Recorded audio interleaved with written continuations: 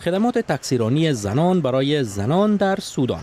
نه راننده های این نوع تاکسی ها مردانند و نه هم مرد می تواند مشتری باشد.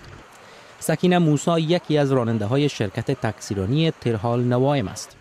او در کنار تحصیل تاکسیرانی می کند. بجای اینکه موترم در خانه پارک باشد و از آن استفاده نکنم، بهتر است وقتی که از پوهنتون رخصت می باشم رانندگی کنم و از این طریق سود به دست دارم. این یک درآمد اضافی برایم است.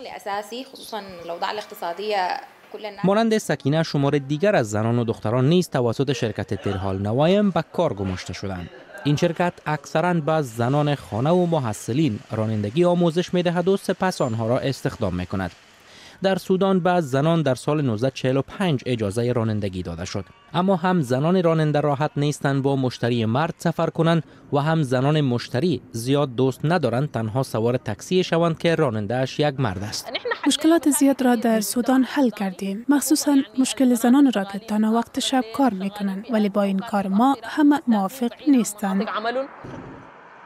سودان جامعه سنتی دارد و هنوز رانندگی زنان در آن برای مردانش چندان پذیرفتنی نیست. تاکسیرانی توسط زنان جوان و گشت و گذار آنها تا وقت شب چیزی است که ما کاملا مخالفش هستیم.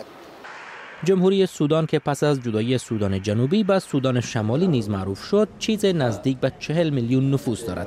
گرچه نیم نفوس این کشور واقع در شمال افریقا را زنان تشکیل می دهند، اما در اکثر موارد حرف اول را مردان می زنند.